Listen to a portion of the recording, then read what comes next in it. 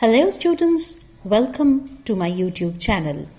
Today I will teach you in English 1 chapter 9 clauses. Earlier in my videos I have taught you chapter 8 phrases and now I am going to start chapter 9 clauses. Now on page 77 of your book, please see your book on page 77. See on top of the book, see the examples. Read the following sentences carefully. I lost a blue pen. And sentence B, I lost a pen which is blue in color. In the first sentence, the group of words printed in bold, a blue pen, forms the phrase. And in the second sentence, which is blue in color, the portion of the sentence that is printed in bold is a clause. Now the question is why a blue pen is a phrase and which is blue in color is clause. Try to understand in the first sentence, a blue pen doesn't contain any finite verb.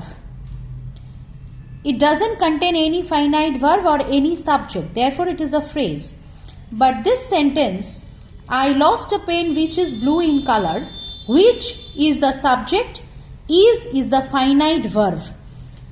So it is a clause. So remember children that to be a clause, the part of a sentence must have a subject and it must have a finite verb. Now let's see the definition given in pink. A clause is a group of words that forms a function of a sentence and has a subject and a finite verb. So remember this very well that to be a clause, there are two criteria. The first one, it must have a subject, and the second one, it should have a finite verb. Remember that the finite verb gives you the idea of the tense, the time of the action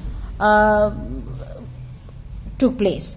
So these are the two criteria to make a part of a sentence clause. It should have a finite verb and it should contain a subject. Now let's see the difference. I have already explained. Still let me explain once again. A sentence is a group of words that make complete sense and has at least one finite verb.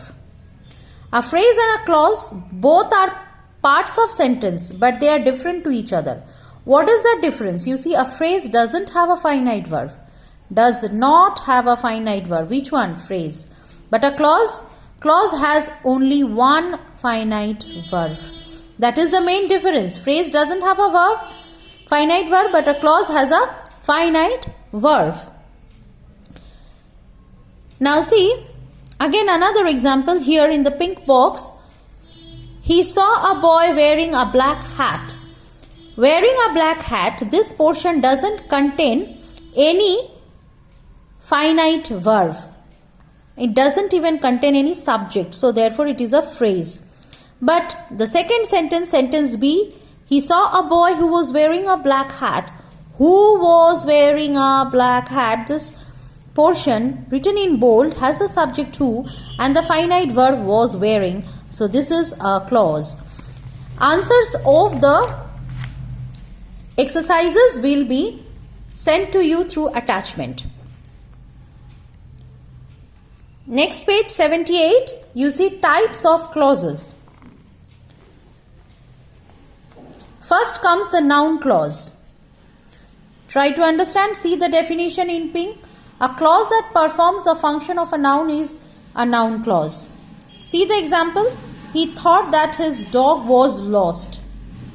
That his dog was lost is the noun clause. Now, how will you understand that it is a noun clause? First of all, if you question this, thought what? If you question with what? Thought what? The reply is that his dog was lost. So if you question a sentence with what and you get the reply, you can easily identify that it is a noun clause. And the second most important point is it contains the subject, his dog, and it also has a finite verb, that is was. So this part fulfills the criteria of being a clause. Therefore, we can call it a noun clause. Next is In this pink box again, the difference between phrase and clause is given, the main difference, which you already know, I have already explained. Now let us see, noun clause has different functions. Let us see, performs the following functions. Now what are those functions? The first one, noun clause as the subject of a verb. Verb is was and all that he said. This portion is the subject of the verb was. So this is the noun clause. It contains the subject and also contains a finite verb. And it is the subject, this part which is underlined. This part acts as a subject of the verb was. So this is noun clause, and here noun clause as the subject of a verb. Next, noun clause as the object of a verb. Hope, I hope. Hope is the main verb. And this part which is underlined, that the experiment would be successful, this part is the object of the verb hope. So this is a noun clause, and here it has the function of the object of a verb. Next one, you should listen to what he is saying. What he is saying, this is the underlined part, this is the noun clause which functions as the object of the preposition to. A noun clause can also act as the object of an infinitive or the object of a participle. So here you have seen already three functions. Apart from this, a noun clause can act as the subject of an infinitive to or the object of a participle. That means words ending with ing. Next point here. A noun clause is generally introduced by that. You see the example? Sania said she was attending the party. That she was attending the party is the noun clause, and this clause is introduced with the help of this that. Next one. It may also be introduced by questions word like why, what, how, why. So these, with the help of these question words also, noun clauses can be introduced. Sania wondered why Sona did not call her.